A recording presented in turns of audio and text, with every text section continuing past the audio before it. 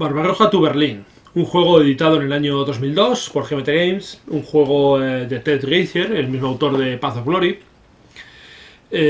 con un sistema muy similar.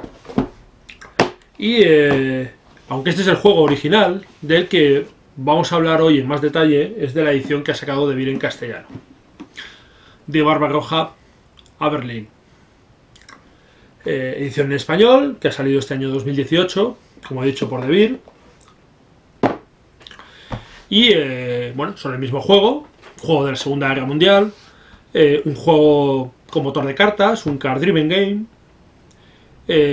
con el mismo sistema del Path of Glory.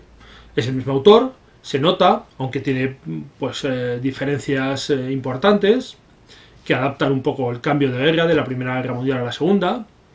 Un juego que los que habéis jugado a Twilight Struggle, también publicado por Devir aquí en España, en español, pues el card driven os sonará cómo funcionan los juegos. Tiene alguna similitud, pocas, con Twilight Struggle. Y la característica que tiene respecto a juegos de Segunda Guerra Mundial es un juego que se salta una parte, la parte primera de la Segunda Guerra Mundial se la salta. La Segunda Guerra Mundial comienza en el 39 con la invasión de Polonia. Después continúa con la toma de los Países Bajos, Holanda, Bélgica, Dinamarca, la invasión de Noruega y la operación alemana de tomar Francia, de captura de Francia, la caída de Francia y la batalla de Inglaterra. Bien, pues todo eso aquí no lo tenemos, ya ha pasado. Porque vamos a empezar en el verano del 41, cuando los alemanes van a hacer la operación Barbarroja, van a invadir Rusia, bueno, la Unión Soviética.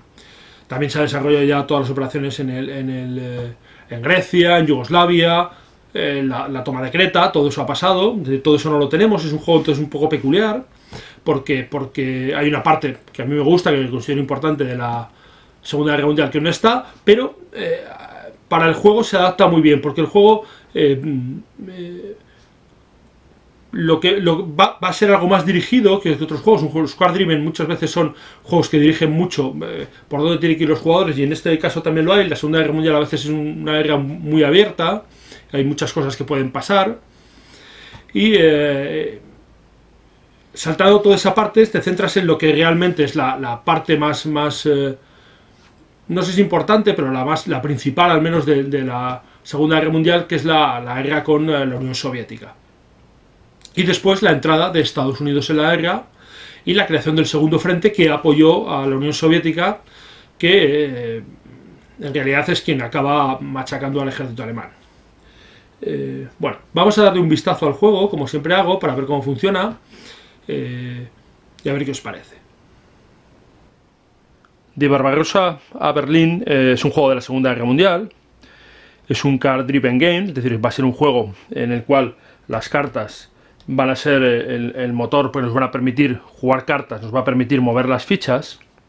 Pero aparte de ser un card driven, otra particularidad que tiene es que es un juego de la Segunda Guerra Mundial, pero que no comienza en el principio de la Segunda Guerra Mundial, sino comienza en 1941, en junio del 41, cuando comienza la Operación Barbarossa.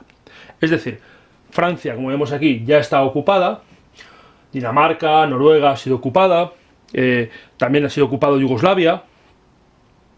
Tenemos ya un incipiente ejército alemán en el norte de África, lo que luego se convertiría en el Afrika Korps. Y todo está listo en la frontera para comenzar el ataque a la Unión Soviética, la Operación Barbarossa. Esa es la situación en la que nos ponemos. Es decir, nos hemos quitado todo el principio de la guerra. Ha pasado ya la batalla de Inglaterra. De hecho, el Reino Unido, si veis, ni siquiera sale en el mapa, ni sale en el tablero, no hay opción de atacar. Entonces, ya de entrada tenemos una situación un poco particular, que no es la habitual en juegos de Segunda Guerra Mundial. Bueno, esto lo que hace es que nos vamos a centrar sobre todo en la operación Barbarroja, es decir, en la invasión de la Unión Soviética, y luego en los esfuerzos de los aliados para socorrer, formando un segundo frente a la Unión Soviética, digamos, desahogarla desembarcando. y creando ese segundo frente que fue pues por primero el desembarco en el norte de África, luego en Italia y finalmente en Normandía. Vamos a ver un poquito qué es lo que tenemos en el tablero. Bueno, primero, como siempre, lo primero que quiero decir es que este vídeo no es un tutorial, sino es para que os hagáis una idea de cómo es el juego genérico. Es un juego que es más complejo que la mayoría de los juegos de los que he hablado en este canal. Es un wargame un poquito más que tiene más cosas. Sobre todo tiene bastantes reglas especiales, bastantes excepciones que conviene leerse, que conviene tener en cuenta. Aunque las tablas y las cartas nos van a ayudar a recordarlo, pero tiene bastante detalle. Y eso lo puede hacer, sobre todo para gente que no está acostumbrada a jugar a wargames, lo puede hacer un poquito complejo al principio de jugar. De acordarse de todas las cosas. Bueno, vamos a ver qué cosas tenemos. Pues lo primero que tenemos a la vista, que vamos a ver son, y lo más importante, son las casillas de color rojo. Tienen el nombre en rojo y están rodeadas por una línea roja. Esas son las casillas de puntos de victoria, que son los que van a determinar quién gana la partida. Porque vamos a ver, ¿cómo se gana a Barbarroja tu Berlín o a Barbarroja a Berlín? Digo tu Berlín porque estoy acostumbrado a jugar en realidad a la versión inglesa. Y me sale casi fácil esto. Bueno, para ganar hay dos victorias automáticas, una del aliado y otra de el eje. El eje gana si en algún momento tiene 20 o más puntos de victoria. Los puntos de victoria son estos de aquí. Al principio de partida van a comenzar en 7. Y a medida que el alemán vaya capturando diferentes casillas con puntos de victoria, irá sumando puntos de victoria. Cuando las pierda, irá perdiendo. Los puntos de victoria siempre suman la cantidad de puntos de victoria que tiene el alemán. Si llegan a 20 en algún momento, ganará el eje. Bueno, no exactamente, porque hay una carta que va a cambiar esto, pero bueno, en principio, si llega a 20, el alemán para ganar automático tiene que llegar a 20 puntos de victoria. También va a haber cartas que nos van a dar puntos de victoria extra. Y capturar, por ejemplo, la ficha de Stalin, que está aquí, nos va a dar 4 puntos de victoria extra si jugamos con el eje.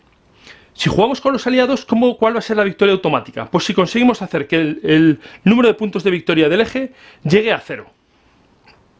Si en algún momento llega a 0, es victoria automática de los aliados, ¿vale? Esas son las condiciones de victoria.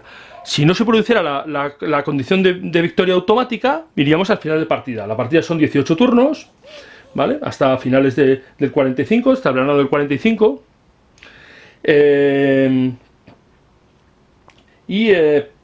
Cada turno son aproximadamente 3 meses, no exactamente, pero bueno, más o menos 3 meses de guerra. Si al final de partida el alemán tiene algún punto de victoria, será ganador el alemán. Si el alemán no tiene puntos de victoria al final de partida, es decir, está en 0 menos, ganará el aliado. Esas son las condiciones de victoria.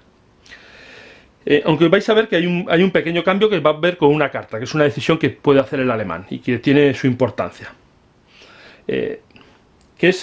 Bueno, lo voy a explicar ya. Hay una carta que es esta, que es la guerra total, que cuando el jugador alemán la juega como el evento, que os explicaré cómo funciona eso, va a cambiar las condiciones de victoria. Bueno, primero si os fijáis, el alemán tiene 7 puntos de victoria, pero si contáramos todas las casillas de puntos de victoria que están ya en posesión del alemán, nos daríamos cuenta que hay 28, pero solo tiene 7 puntos de victoria. ¿Qué pasa con los otros 21 puntos? Pues no están. Entonces parece muy fácil que en el momento que empiecen a recuperar, con que recuperen 7 casillas los aliados, ganarían. Y recuperar 7 casillas a mediados final de partida va a ser muy fácil. Bien, pues esto es precisamente lo que va a cambiar esta carta. La carta de guerra total lo que nos dice es que si el jugador del eje tiene 11 puntos de victoria o más, va a añadir 20 al total de puntos de victoria. Se va a sumar 20. Es decir, se va a sumar en realidad todos los puntos que ya tenía dominados. Prácticamente, salvo uno, Berlín. ¿Vale? Añadiría esos 20 puntos. Y la contraprestación de esto es que el eje ya no puede ganar por victoria automática. Renuncia a ganar por victoria automática. Solo puede ganar si al final de partida le queda un solo punto de victoria. O más. ¿Vale? Y además va a aumentar el número de reemplazos que vamos a poder poner en nuestros tanques, en los Panzer. ¿Vale? Esta es una carta que viene en guerra total, que os explicaré cómo funciona. Pero bueno, teneros en cuenta esto. Ahora vamos a volver un poco a... Esas son las condiciones de victoria. Así pues, nuestros objetivos van a ser las casillas rojas, ¿vale? Ese va a ser por lo que vamos a pelear sobre todo. Por destruir los ejércitos enemigos, por embolsarlos, por dañarlos, pero los objetivos pues son las casillas objetivo. Bueno, el tablero pues simula el terreno de Europa. Tenemos casillas de bosque, tenemos algunas líneas que van unidas por río, que son estas azules, que simulan los ríos. Tenemos también algunas zonas de montaña y zonas de claro. Esos son los terrenos. Y luego tenemos unas cosas especiales que vamos a ver, que son los dos triángulos, que son las zonas de desembarco, las casillas de desembarco que puede utilizar el aliado para desembarcar, que nos van a permitir desembarcar en esas casillas algunas cartas. Y tenemos también estas casillas, que veis aquí, que son espacios de movimiento estratégico. Como por ahí se van a poder desplazar por movimiento estratégico las unidades. Bueno, luego tenemos las unidades. Las unidades, os los voy a poner algunas ahí. Como veis, las unidades tienen tres factores. Factor de ataque, que es el primer número a la izquierda, el del medio es el factor de defensa, y el tercer número es el factor de movimiento, el número de casillas que se van a poder mover. Y luego tenemos dos tamaños de unidades. Tenemos las unidades pequeñas, las fichas pequeñas, y las fichas grandes. Las fichas pequeñas representan menor cantidad de tropas, y las grandes mayores concentraciones. Y va a haber una notoria diferencia en el juego. Hay unas escalas diferentes, porque por ejemplo en el caso de los alemanes, pues las fichas grandes son ejércitos y las pequeñas son cuerpos, y en cambio en los rusos pues tenemos frentes y ejércitos. Las pequeñas son ejércitos y las grandes son frentes. Bueno, hay una diferencia de escala que va a simular un poco la masividad de los ejércitos, y también va a representar un poco la eficiencia. Es decir, un ejército alemán es más potente que un frente ruso, al menos al principio de la guerra. Pero quedaros con esas dos. Hay fichas grandes y fichas pequeñas, y luego tenemos unidades de infantería y unidades mecanizadas. Ahí tenéis fichas grandes y fichas pequeñas, y unidades mecanizadas y unidades de infantería. Y esto va a tener su importancia luego en el juego, porque van a actuar de una forma distinta en determinados momentos del juego. Bien, una vez ya tenemos más o menos una idea clara de qué es lo que vemos en el tablero, qué son las fichas que vemos, qué es lo que parece, cuáles son esos factores, cómo es el terreno, cómo se comunican. Veis el tablero, pues no lo he contado, pero es evidente, está conectado por líneas, es decir, es un movimiento de punto a punto. No podemos movernos a donde queramos, tenemos que ir las líneas. ¿Cómo se va a desarrollar el turno? Bien, pues hemos dicho que es un card driven. Al principio de cada turno vamos a sacar unas cartas. Cada jugador dispone de un mazo. El mazo del eje y el mazo de los aliados. Vale. Y además cada mazo está dividido en dos grupos de cartas. Tenemos las cartas de Blitzkrieg, como veis ahí arriba en negrito pone Blitzkrieg, y las cartas de guerra total. Empezaremos con las cartas de Blitzkrieg, que son solo estas, y luego añadiremos en un momento determinado todas las demás, las de guerra total. Bueno, ¿qué es lo que tienen las cartas? Bueno, voy a poneros ahí una carta para que lo que veáis bien. Y las cartas lo que tienen, pues como veis, tienen un número a la izquierda, que va a ser el número de puntos de operación que vamos a poder gastar. Van a ser los puntos que vamos a poder gastar. Esto os puede recordar a algunos algún juego como el Twilight Struggle, o si habéis jugado al Path of Glory, este juego es muy parecido a Path of Glory, distinto, pero muy similar. Pero bueno, como la mayoría de los card driven, pues cada carta se puede utilizar para varias cosas. Y en este caso las cartas las podemos utilizar para hasta 4 cosas distintas. Bueno, quizás 5, pero en principio 4 cosas. A ver, os enseño. Lo que decíamos, el número de arriba es el número de puntos de operaciones que podremos gastarlas para activar unidades en el tablero. Luego tenemos un evento que podremos jugar. Luego tenemos abajo, justo en la línea de abajo, veis unas siglas, con unos números, que son los puntos de refuerzo. Esa carta la podemos utilizar para obtener puntos de reemplazo, puntos de refuerzo de nuestras tropas. Podemos también utilizar el número grande para hacer un movimiento estratégico, para mover largas distancias, unidades sin combatir. Y luego finalmente algunas cartas como esta que veis aquí, que tiene el número en rojo, se puede utilizar durante los combates, para añadir modificadores en el combate. Las cartas además, si os fijáis, como veis ahí, hay cartas con el número en blanco, con el número en negro y con el número en rojo. Las cartas que tienen el número en negro deberemos optar por elegir, no el número en negro, el número con el fondo negro, ¿vale? El número blanco pero fondo negro. Debemos optar, y el nombre no viene marcado, debemos optar por o jugar los puntos de operaciones o jugar el evento. O jugar los puntos de reemplazo. O jugar como movimiento estratégico. En cambio, las cartas que tienen el fondo blanco con el número negro y tienen el nombre también en blanco, rodeado, digamos, en una zona blanca, nos van a permitir jugar ambas cosas, los puntos de operaciones y también el evento. Si decidimos jugarlo, podemos jugarlo también como los puntos de reemplazo, o podríamos jugarlo como puntos de movimiento estratégico, pero son unas cartas buenas porque nos van a permitir jugar ambas cosas, puntos de operaciones y el evento. Las cartas que tienen el número rojo son cartas que vamos a poder utilizar en combate. Y luego otras cartas tienen un texto en azul, el nombre del evento está en azul. Eso significa que son cartas que o bien nos permiten jugar otras cartas, o bien necesitamos haber jugado antes otros eventos para poder jugarlas. La propia carta nos lo va a decir. Como veis ahí, pues por ejemplo, esta carta aquí que pone Hitler declara la guerra, que es con la que entraría en guerra el jugador americano, solo se puede jugar y permite que el jugador aliado juegue concentración de fuerzas, como pone en la carta. Bueno, esto es ahora os explicaré cómo entra el americano, y esta es una de las dos posibilidades. Y diréis, ¿por qué el alemán le interesa meter a Estados Unidos en la guerra? Bueno, pues como veis ahí, le da un punto de victoria hacerlo. Y si no, tarde o temprano lo hará el jugador aliado y no conseguirá ese punto. Así que, bueno, si lo consigue hacer en el momento oportuno, pues puede ser favorable. Bueno, pues he explicado un poco por encima las cartas.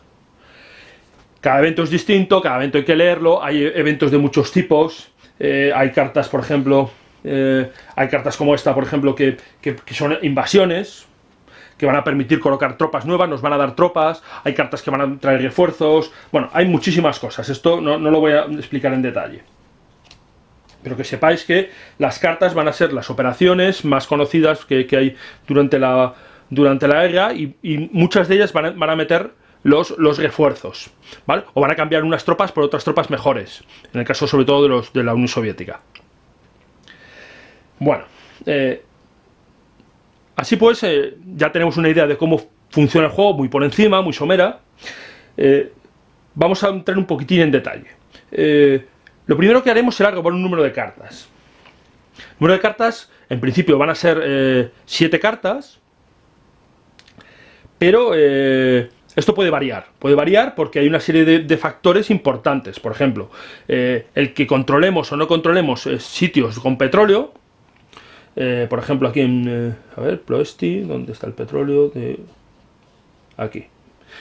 El petróleo que había en Rumanía, muy importante, pues si, por ejemplo, si el eje no controla ninguno, va a perder cartas. Si controla más de 2, pues va a ganar cartas. Por ejemplo, los pozos de petróleo de Bakú, ¿vale? O los otros que están en Mosul, ¿vale? En Irak. También hay puntos de producción de hierro. Por ejemplo, el de Suecia.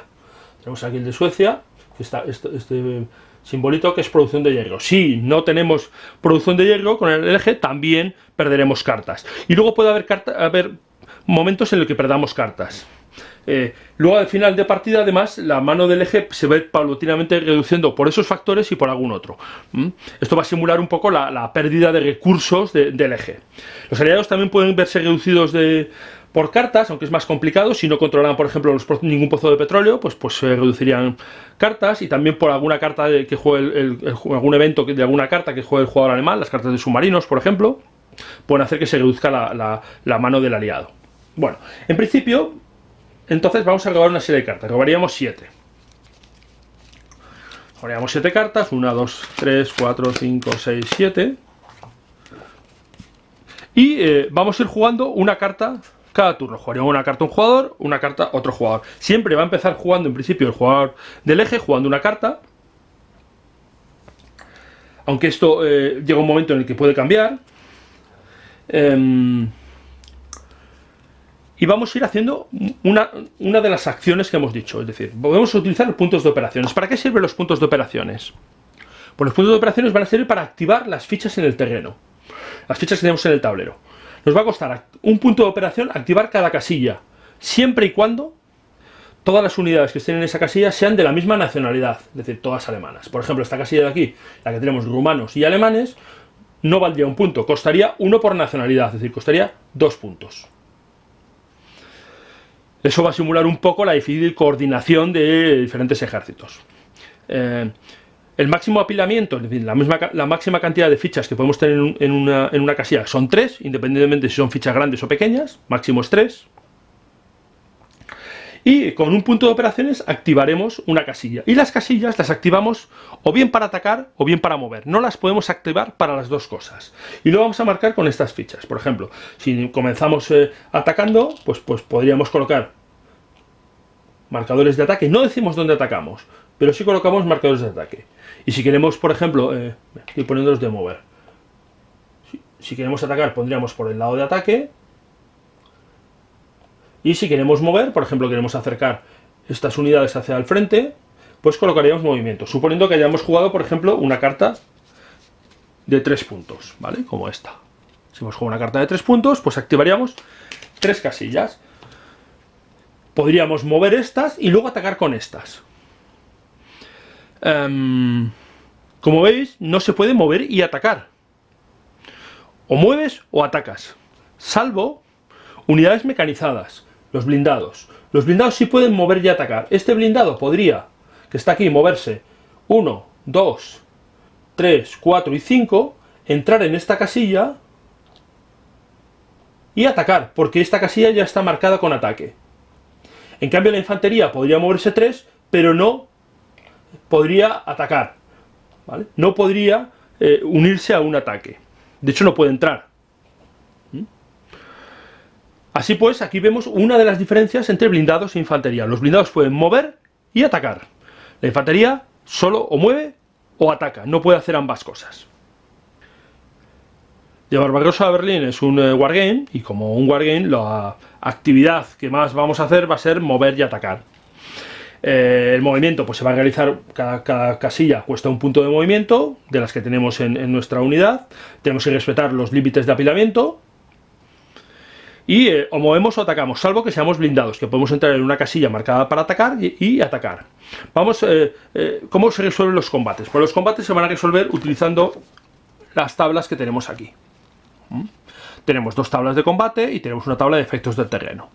Y esto nos va a resolver todos los combates. Las tablas de combate las tenemos para unidades pequeñas y para unidades grandes. Si tenemos todas las unidades que nosotros tenemos son pequeñas, utilizaremos la pequeña, la tabla de unidades pequeñas. Si tenemos al menos una grande, utilizaremos la de unidades grandes.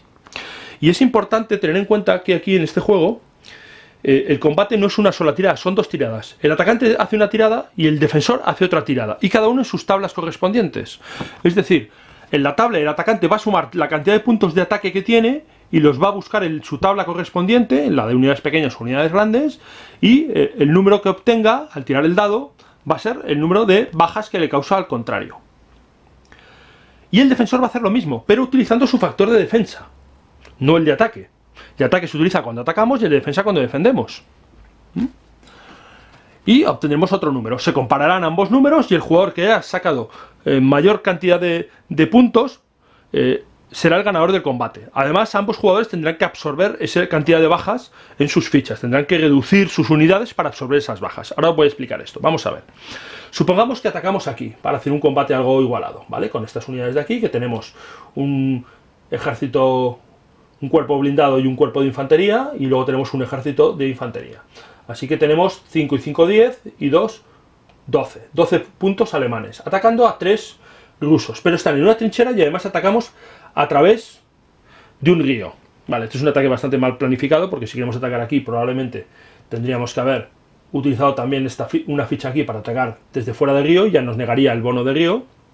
Pero vamos a suponer que lo hacemos así porque hemos jugado una carta de 3 y hemos decidido hacer esto. Mal hecho, pero bueno. Hemos dicho 12 del atacante y tenemos unidades grandes. Luego 12 del atacante, utilizamos la tabla de unidades grandes y nos vamos a 12 puntos, que es esta tabla de aquí. ¿Vale? Tiraremos aquí, pero hemos dicho que el defensor tiene río y trincheras. Pues nos vamos a ver. La trinchera, el atacante uno a la izquierda y el defensor uno a la derecha. Y el río, el atacante uno a la izquierda. Con lo cual, el atacante en este caso, uno por la trinchera y uno por el río, nos vamos 2 columnas a la izquierda. Del 12 pasamos a la del 9 a la del 6-8. Tiraremos en esta tabla, de la del 6-8. Tiraremos un dado y obtenemos un 3. Un 3 en la tabla de 6-8, pues vemos que es un 4. Le hemos causado 4 bajas al ruso. Y ahora vamos a ver el ruso cómo nos responde. Tiene 3. Es una unidad grande, luego si la tabla de grandes también, 3, y hemos visto que por la trinchera mueve una columna a la derecha, luego utilizará la del 4. Tiraremos el dado, un 5, y significa que ha obtenido también un 4. Es decir, ambos han igualado, luego nadie ha ganado el combate. Al no haber ganado nadie el combate no hay retiradas. ¿Vale? ¿Se absorberían las bajas? ¿Cómo se absorben las bajas? Bueno, tenemos que el factor de defensa también es el factor que va a determinar cómo absorbemos bajas. El ruso, por ejemplo, puede absorber 3 puntos con esta unidad, dándole la vuelta. Si le damos la vuelta, vemos que tiene de nuevo 3 de defensa. Luego no tenemos que absorber más bajas, porque nos sobrepasaríamos, absorberíamos 6 bajas. Con lo cual, con 4 puntos, dándole la vuelta a la ficha, las bajas han sido absorbidas. Y el alemán tiene que absorber 4. Pero en el alemán vamos a ver que tiene una unidad de infantería y una unidad de pequeña. La unidad de infantería, dándole la vuelta, absorberíamos 3. Pero tenemos que absorber un 4 punto. Y podemos hacerlo además. Con lo cual le damos la vuelta también a la pequeña, absorbiendo el 4 punto. Y ese sería el resultado del combate. Los alemanes se han escalfado contra las trincheras. Por eso he dicho que era un mal ataque. ¿Qué hubiera pasado si hubiéramos atacado también desde aquí? Pues hubieran sido 14 puntos. 14 puntos en esta columna. Con un 3 habríamos sacado un 5. Los rusos habrían sacado un 4. Habríamos ganado el combate. Los daños habrían sido los mismos. Habría quedado igual. Pero al haber ganado el combate los alemanes, si hubiéramos atacado de las dos casillas, el ruso debería tener que retirarse. Se tendría que retirar. Tendría que coger su ficha y moverla hacia atrás. Y los alemanes avanzarían. Lo que pasa es que a veces podemos decidir no retirarnos. ¿Cuándo? Bien, pues nos podemos cancelar las retiradas. También nos lo va a decir el terreno. Si estamos en montaña, en bosque o en pantano, si tenemos una fortificación, una trinchera o es una cabeza. Y en este caso es una trinchera. Podemos cancelar la retirada, pero ojo. Para cancelar la retirada tenemos que pagar un coste. ¿Y cuál es el coste? Sufrir un nivel de bajas. En este caso, la ficha rusa, para no retirarse, tendríamos que eliminarla, porque al sufrir otra ficha, otro lado, ya no quedan. ¿Y qué pasa cuando se elimina una unidad grande? Se sustituye por una unidad pequeña. Esta pasaría a unidades eliminadas, aquí, las aliadas van aquí, y la cambiaremos por una correspondiente pequeña, que pondríamos en su lugar. Por eso necesitamos unidades aquí, en la casilla de reserva necesitamos unidades pequeñas, porque si no las tenemos, perderíamos la ficha directamente. Y además ya no iría aquí, sino se iría fuera de juego. Si no podemos cambiarla por una unidad pequeña, la unidad grande queda eliminada permanentemente del juego. Y a veces eso puede ser muy malo, porque no vamos a poder reconstruir luego. ¿Vale? Pues ese sería un ejemplo de combate, ¿vale? Es decir, vamos a utilizar las tablas de combate. Si solo tenemos unidades pequeñas, esta de aquí, la de unidades pequeñas. Si tenemos al menos una grande en unidades grandes, vamos a cambiar columnas correspondientes por las diferentes tablas y vamos a tener un número, que es el número de bajas que tiene que absorber el otro. Y lo tiene que absorber con las unidades que pueda. No está obligado, si absorbe más bajas no está obligado, pero si puede, sí. Por eso hemos visto aquí lo del alemán. El alemán ha absorbido 4 bajas porque tenía una unidad pequeña de 1. Si no hubiera estado esta unidad, con darle la vuelta a esta hubiera sido suficiente. Bueno, si ha participado esta en el combate, tendría que haber dado la vuelta a esta. Pero si no hubiéramos tenido unidades pequeñas, esos 4 puntos, 3 los absorbemos al dar la vuelta a la unidad, y el otro punto, si no tenemos una unidad inmediata con que absorberla, no lo tenemos que absorber. Esas bajas. Luego vendría el efecto, si ha ganado un combate el atacante, habría retirada del defensor. Si ha habido empate o ha ganado el defensor, no hay retirada. Y en el caso de retirada podemos negarla en diferentes terrenos, ¿vale? Básicamente los terrenos difíciles, en los pantanos, en los bosques, en las montañas, las playas, y también si tenemos fortificaciones o tenemos trincheras.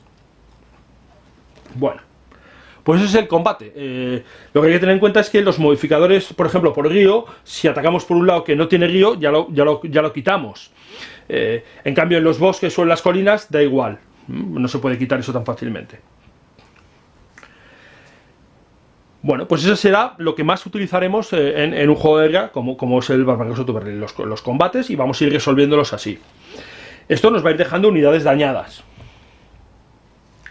¿Y esas unidades dañadas cómo las vamos a recuperar? Pues bien, como os he dicho antes en las cartas, vienen unos puntos de reemplazo. Esos puntos de reemplazo, cuando juguemos una carta, por ejemplo, si jugamos esta carta del eje, vamos a ver, por ejemplo, esta carta de aquí, cojamos una carta de las que tenemos en la mano. Si jugamos esta carta, vemos que pone 2 German, un Axe, que es el eje. Significaría que teníamos 2 reemplazos para los alemanes y 1 para los aliados alemanes. Colocaríamos 2 reemplazos alemanes y 1 de los aliados alemanes. Y habríamos jugado esta carta. Bueno, si os habéis fijado, aquí abajo tenemos unas fichas de acción. Las acciones aliadas, y aquí arriba tenemos las acciones del alemán. Esto es para marcar cómo vamos a usar las cartas. Hemos dicho que vamos a tener en principio una mano de 7 cartas, pero vamos a hacer solo 6 acciones. Por eso solo hay 6 fichas. Cada turno va a consistir en 6 jugadas. 6 del alemán y 6 del aliado, de manera que vamos a tener una carta que no vamos a usar, o una carta que vamos a usar en combate, que no la vamos a usar durante un turno de operaciones o de evento, la vamos a utilizar en un combate, o la podemos guardar para otro turno, porque aquí hay veces que conviene jugar una carta antes que otras. He dicho, esas cartas que tienen un evento que juegas en un turno y te permite jugar otros, o cartas que no puedes jugar hasta que juegues otro evento, entonces a veces te conviene guardarte una carta y aguantarla con ella en la mano de un turno para otro. Bueno, estas fichas lo que van a marcar es cómo usamos las cartas. Hay algunas cartas que vamos a poder utilizarlas, algunas acciones que vamos a poder hacer continuamente. Por ejemplo, gastar puntos de operaciones para mover o activar, lo vamos a poder hacer todo el tiempo. Podemos jugar en la primera acción, mover y activar, la segunda también, la tercera también, la cuarta también, la quinta también, la sexta también, no pasa nada. También lo podemos hacer con los eventos, jugar un evento tras otro sin problemas. También podemos descartarnos una carta, bueno, no se descarta una carta, podemos jugar, no jugar una carta para hacer una operación de un solo punto, y lo podemos hacer continuamente. Esto es bastante desesperado, pero bueno, al final de partida, cuando el alemán no tiene cartas, lo termina haciendo. Y también para activar partisanos. Podemos hacer continuamente partisanos, pero para que los partisanos se activen, primero necesitamos jugar una carta que permite poner partisanos. Hay una carta que permite poner partisanos en Europa occidental y otra en Europa oriental, ¿vale? Cartas aliadas. Bueno, pero hay cosas que no podemos hacer continuamente. Por ejemplo, no podemos jugar una carta para hacer movimiento estratégico y la siguiente carta también para hacer movimiento estratégico. Tenemos que alternarlas como mucho. Podemos jugar una carta de movimiento estratégico, otra carta para otra cosa, otra carta para movimiento estratégico. Es decir, no podemos jugar 2 cartas de movimiento estratégico seguidos. Igual que puntos de reemplazo, no podemos jugar 2 cartas de puntos de reemplazo seguidas. Vale. Esto tiene su importancia porque significa que no podemos, por ejemplo, guardar los puntos de reemplazo para el final del turno, porque no nos va a dar tiempo a jugarla a lo mejor en las 2 últimas veces, ¿vale? Pues solo vamos a poder jugar una. Si jugamos en la quinta acción, no vamos a poder jugarla en la sexta, ¿vale? Hay que planificar. Y luego hay cosas que solo podemos hacer una vez por turno. Solo podemos meter una carta de refuerzos por turno por nación. Es decir, solo una carta de refuerzos inglesa, solo una de la Unión Soviética, solo una americana o solo una invasión aliada por turno. Y los alemanes igual, solo pueden meter una carta de refuerzos alemanes o una carta de refuerzos aliados del eje por turno, ¿vale? Y eso se va a ir marcando aquí. Para eso tenemos estas fichas, para ir marcando en qué ha sido cada acción y no confundirnos y llevar ese control, y que lo lleve también nuestro contrario, ¿vale? Eso es importante. Ya he dicho que este juego tiene muchos detalles, y este es uno de los detalles importantes que a veces uno se salta y que tener mucho en cuenta. Y estos dos marcadores van a ayudar bastante. Vamos a ir jugando las cartas, vamos a ir dando acciones, vamos a ir metiendo cosas, y como digo, pues hay cartas que nos van a meter refuerzos, que directamente van a poner tropas en el tablero, cartas de reemplazos, que van a poner los puntos de reemplazos aquí, que los vamos a poder recuperar luego tropas al final del turno. Vamos a ir poniendo, bueno, muchas cosas que vamos a ir haciendo por las cartas, los eventos. Pero bueno, más o menos ya habéis visto cómo va a ir funcionando el juego. Cosas importantes que hay que tener en cuenta. Podemos quedarnos fuera de abastecimiento. Para tener abastecimiento necesitamos que nuestras unidades formen una línea continua, libre de unidades enemigas, hasta nuestras tropas. Y además aquí hay dos niveles de abastecimiento: abastecimiento completo y abastecimiento parcial. Las fichas de partisanos, que pueden aparecer más adelante, a ver dónde hay un partisano.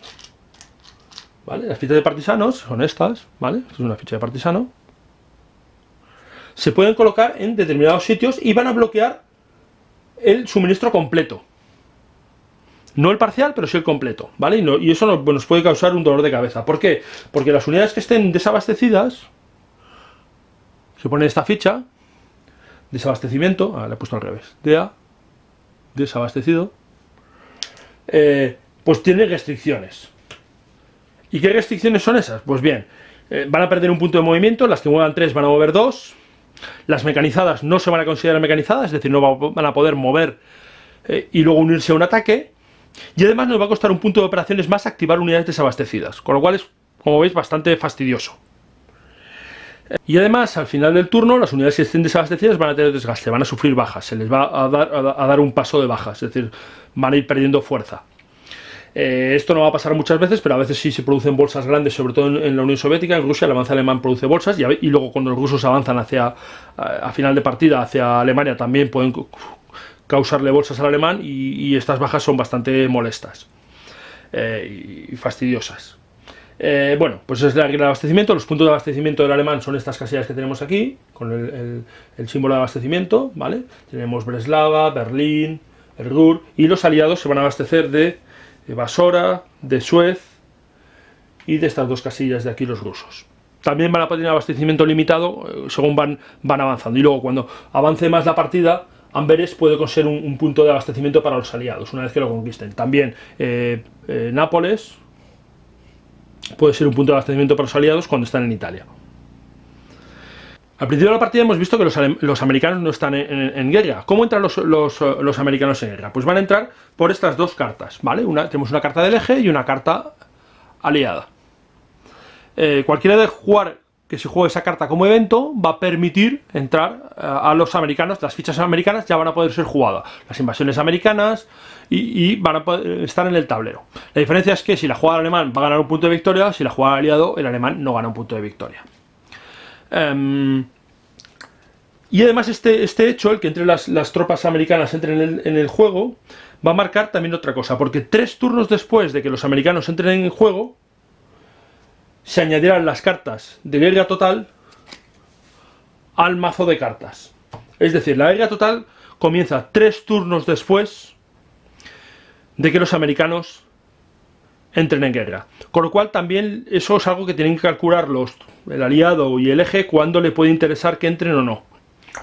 Una cosa importante para el alemán es que la carta que le suma 20 puntos de victoria está en guerra total, que es la carta de guerra total.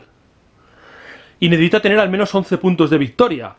Si no la juega muy a tiempo, puede que no pueda llegar a esos 20 puntos extra. Bueno, no suele pasar, pero bueno, alguna vez he visto que pasa alguna cosa rara. Si has intentado, el alemán a veces intenta forzar la máquina para tomar Moscú, capturar a Stalin, que le da unos puntos extra y normalmente le permite ganar la partida por victoria súbita, por 20 puntos de victoria, pero si la carta te la has pasado o no la tienes en la mano y no la consigues a tiempo, pues puede que no te llegue, te tiene que salir la de guerra total. Es decir, cuando mezclas el mazo de guerra total con el de Blitzkrieg, te tiene que salir esta carta, y hay muchas cartas, se juntan muchas cartas.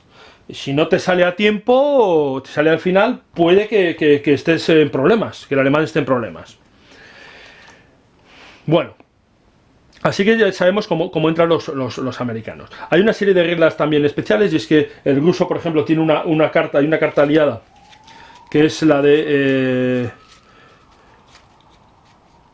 a ver si la veo. Vale.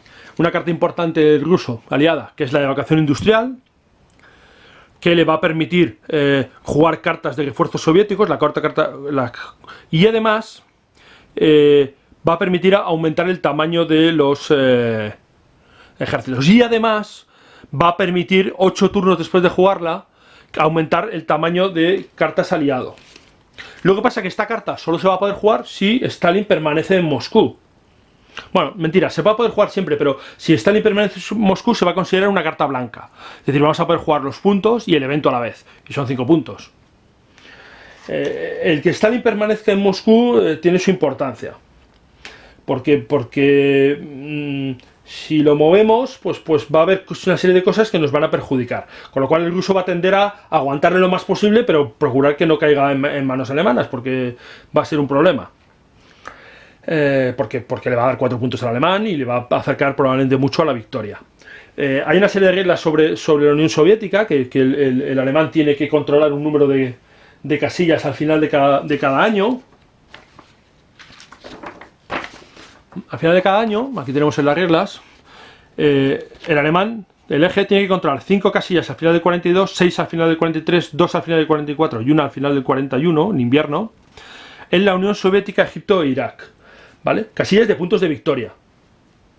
Si no lo hace, por cada casilla de menos que controle, va a perder un punto de victoria. Y eso fuerza al alemán a avanzar mucho en la Unión Soviética, intentar también hacerlo en el norte de África, para no perder esos puntos de victoria. No solo capturar los puntos de victoria, sino además no perder esos puntos extra. Y eso también al final va a determinar mucho también el empuje de los soviéticos, va a determinar mucho las condiciones de los puntos que le queden al alemán al final de partida. Como veis, hay muchas reglas detalladas, muchas cosas. Esto es lo que hace un poquito difícil el juego, sobre todo si no habéis jugado muchos wargames. Esto es lo que va a complicar un poco el juego, el acordarse de todas estas reglas especiales. Y hay más reglas especiales. Hay cartas que no se pueden jugar en determinados momentos. Hay un montón de tropas, todas estas que vemos aquí, que no se pueden jugar en cualquier parte. Son tropas que tienen sus zonas de juego. Por ejemplo, el ejército alemán en Panzerarmee África, el ejército de Rommel en el desierto, solo se puede poder jugar ahí. También hay unos ejércitos británicos que solo juegan en el desierto, unos se transforman en otros, igual que los frentes, algunas tropas soviéticas o rusas, o un ejército partisano yugoslavo. Todos esos tienen reglas especiales. De hecho, nos vienen en la tabla para recordárnoslo. También hay una cosa que tiene su cierta importancia y también su cierta gracia, porque da un cierto color al juego, que son las órdenes. Las órdenes aliadas o las órdenes del eje. ¿Qué significa eso? Significa que en algún momento determinado el gobierno de cada una de las naciones, de la Unión Soviética, de Alemania o de los aliados, pues le da órdenes a sus generales. Órdenes que vamos a ver con estas tablas. Cada turno vamos a tirar en esta tabla. En el caso de los aliados se va a tirar aquí. Y vemos que hay ofensiva obligatoria aliada, ofensiva obligatoria soviética o órdenes de Stalin. Órdenes de Stalin significa no retirarse. Y en el eje tenemos 4, de 1 a 4 no pasa nada, pero con un 5 es ofensiva obligatoria y un 6 órdenes de Hitler, que es no retirarse. ¿Qué significa eso? Cuando tenemos ofensiva obligatoria es que nos va a obligar a atacar y ocupar una casilla del contrario, ¿vale? Durante el turno. Y si no lo hacemos vamos a perder puntos de victoria. Con lo cual a veces nos va a obligar a atacar y no nos va a venir bien, pero nos va a obligar. Y además tenemos que obligarle a retirarse y tenemos que atacar contra un número determinado de tropas. No podemos atacar contra cualquier número de tropas. Y las de mantenerse, las de órdenes de Hitler o órdenes de Stalin, lo que va a hacer es que el contrario nos va a colocar, estas son las fichas aliadas, que son las fichas de mantenerse firme. Que el jugador contrario nos va a colocar 3 fichas de estas en 3 casillas en las que, si nos retiramos de esa casilla, lo que no podemos hacer es retirarnos. Tenemos que intentar aguantar lo más posible. Y si nos retiramos, vamos a perder puntos de victoria. Y esto simula un poco las veces que tanto Stalin como Hitler, sobre todo, dieron órdenes de no retirarse y resistir a cualquier costa. Y nos van a obligar a hacer cosas durante la partida que a veces no nos van a venir bien, pero le da un cierto color también y, bueno, que resulta interesante. Bueno. Pues eso es un poco cómo va a funcionar el juego. Yo digo, por encima, cómo funciona. Una cosa muy importante van a ser las invasiones. Voy a recordar. Por ejemplo, Sledgehammer. Vale, esto es una invasión. ¿Ves? Y dice, solo se puede jugar después de concentración de fuerzas. Cabezas de playa, aliados, playas A, B o D. Es decir, esta carta se juega en las playas A, B o D. A, B o D. ¿Vale? Es decir, nosotros vamos a poder desembarcar tropas ahí. ¿Qué tropas? Pues normalmente nos lo va a decir la propia carta. ¿Ves? Dice, un ejército británico, al estar entre paréntesis significa que está dado la vuelta, está de mediado, y 2 cuerpos americanos, que son 2 fichas pequeñas americanas. Bueno, ya se os entraré en mucho detalle y yo creo que en este vídeo no vamos a entrar tampoco en tanto detalle. Con que os quedéis un poquito cómo funciona el combate, cómo vamos a ir haciendo las acciones. La parte importante del juego de un card driven y en este juego más es cómo gestionamos esas cartas. Cómo vamos a... Todos los turnos vamos a tener que atacar, vas a tener que mover, pero también vamos a tener que jugar alguna carta de reemplazos, vamos a tener meter alguna carta de refuerzos, vamos a tener que reorganizar muchas veces nuestras tropas utilizando el movimiento estratégico. Tenemos muchas cosas que vamos a tener que hacer cada turno, no solo es mover y atacar. Una vez que se ha acabado el turno, viene una fase más larga de reorganización. Bueno, la secuencia de juego la tenemos aquí en el libro. Este es el libro de reglas. La secuencia de juego la tenemos dentro. Hubiera sido más cómodo en una tabla o que estuviera en la parte de atrás del juego, que es como la traía, por ejemplo, en la edición inglesa. Pero bueno, aquí lo tenemos, ¿vale? Hay una fase de final de turno, ¿vale? Después de repartir las cartas y de utilizar los reemplazos. ¿Cómo se utilizan los reemplazos? Cada punto de reemplazo nos sirve para darle la vuelta a un ejército, una unidad grande que esté dañada. Por ejemplo, con un punto le daríamos la vuelta a esta y ya estaría entera. O bien, para uno que esté eliminado, meterlo en juego a mitad de fuerza. Lo podríamos meter en juego a la mitad de fuerza.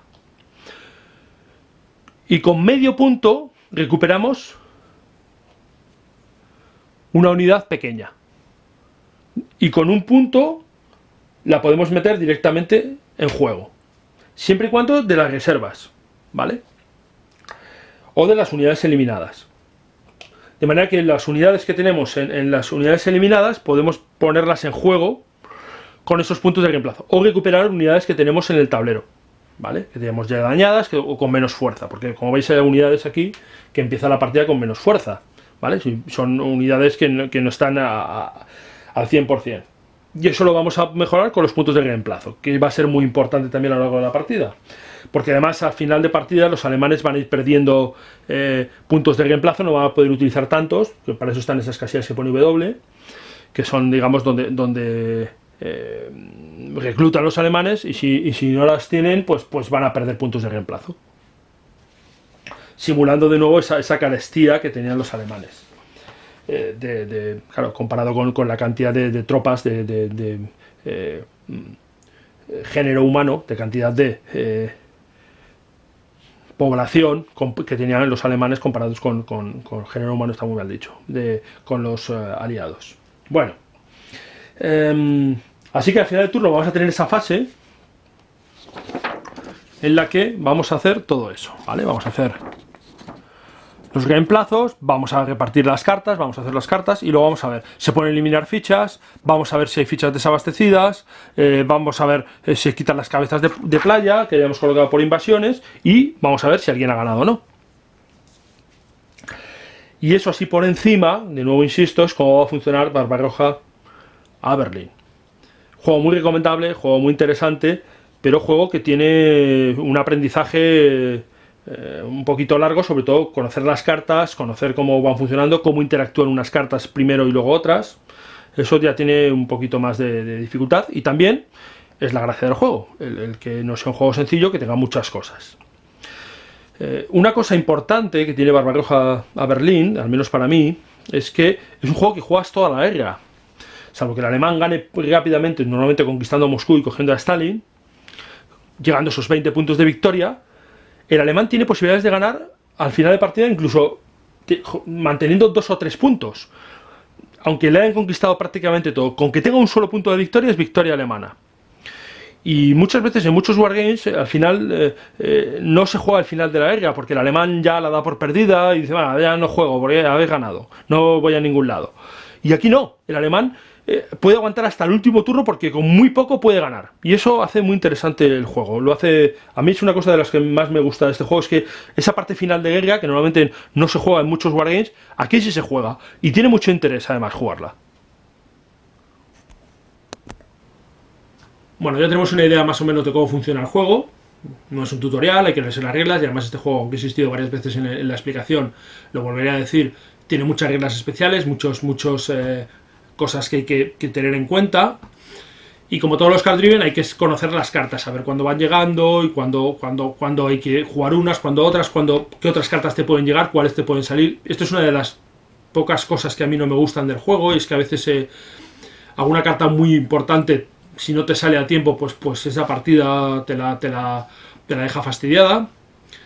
Pero bueno, el juego es muy jugable, muy divertido. Es un juego que te permite jugar la Segunda Guerra Mundial en una tarde larga o en dos, normalmente en dos. Son 18 turnos, hay que recordar, y bueno, 18 turnos, cada uno jugando con 6 acciones cada jugador, 12 acciones, pues si multiplicamos, pues salen muchas acciones. Y cada uno se quiere resolver y tal. 2 tardes largas sabiendo jugar. No es un juego introductorio para Wargames. Si no habéis jugado nunca en Wargame, jugar Barbarroja to Berlin es un juego que va a costar, pero si os gustan los Wargames, si os atrae la historia militar, yo creo que esto no debería ser algo que os eche para atrás. Es preferible adentrarse y aunque las primeras partidas sean duras, porque luego el disfrute va a merecer la pena. Algunos otros juegos más sencillos, si te gusta mucho la historia militar, si te gustan los wargames, al final se te quedan muy cortos. Este no te va a pasar en Barbarroja to Berlin. Sí va a ser un juego que vamos a disfrutar. Y una cosa que sí quiero recalcar de esta edición de Devir es una edición muy cuidada. Y bueno, yo tengo el juego original, que lo jugué mucho cuando salió en el 2002, 2003. Salió en el 2002, pero yo lo jugué mucho durante los primeros años. Después ha salido una segunda edición, con cartas mejoradas, con tablero mejorado. Y bueno, ya que los tengo, pues voy a enseñároslo. El tablero original del juego era un tablero de papel. Este tablero. Tablero de papel, que para jugar pues yo suelo utilizar un plástico encima, y la verdad es que este tablero con un plástico queda estupendo. Incluso hay quien prefiere los tableros de papel con plástico encima a los tableros montados, porque los tableros montados a veces queda alguna arruga, digamos donde se juntan las planchas, pues a veces se levantan. Y en un tablero de papel con un plástico encima pues no ocurre esto. Pero bueno, es mejor un tablero montado como el que tiene la edición que ha sacado de B. Este es el primero. Luego el GMT, en la siguiente edición, sacó un tablero mejorado en cartón, que luego se vendía aparte, que yo me lo compré aparte, que es este de aquí. Mismo tablero, pero en cartón. Y la verdad es que en la comparación con el tablero de Bill, montado, de mucha más calidad, con un tacto mucho mejor, pues no resiste la comparación.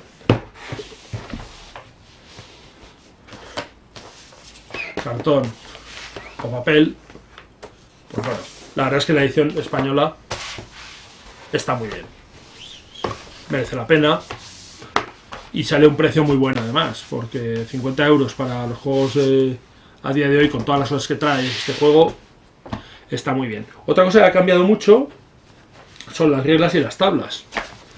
Estas son las reglas originales. Esta es la segunda edición. Bueno, las reglas originales, como veis, están algo sobadas porque he jugado mucho con ellas. La segunda edición, y esta es la edición de Devir. A todo color, las reglas. Otra calidad. Las tablas igual. Esta es la tabla original.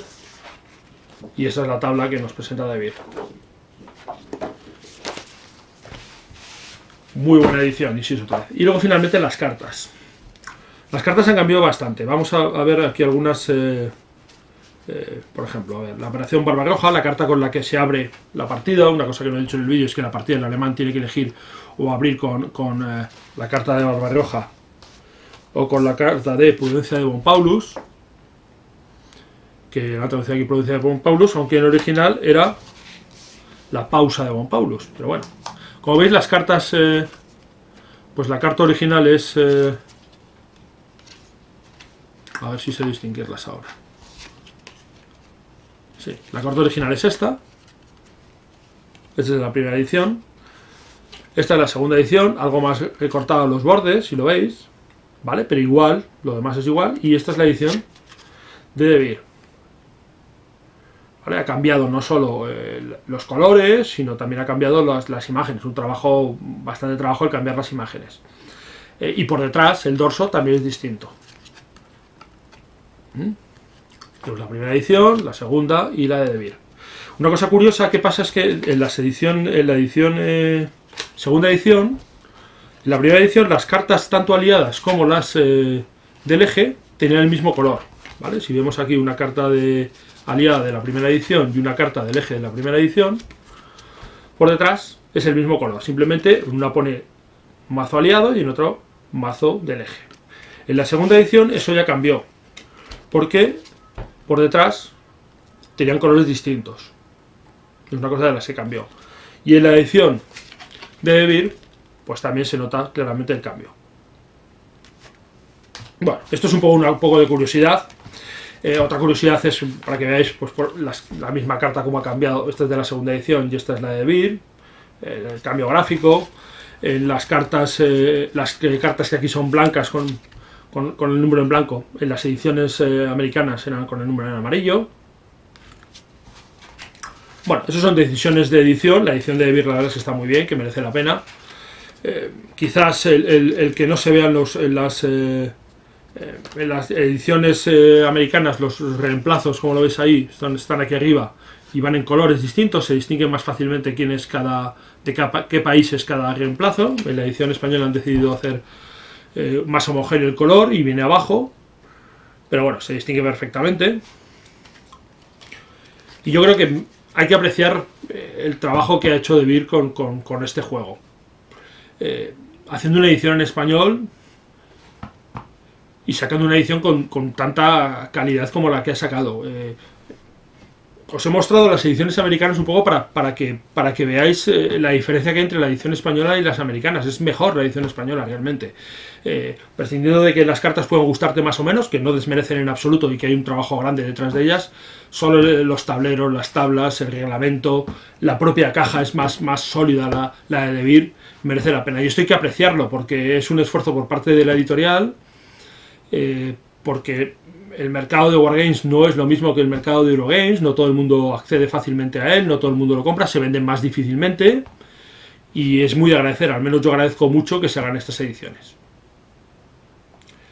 Bueno, pues es un poco lo que quería contaros de este juego, que yo creo que merece la pena, que os recomiendo si os gustan un poco los Wargames. Y bueno, esto es todo. Como siempre, muchas gracias por verme y hasta la próxima.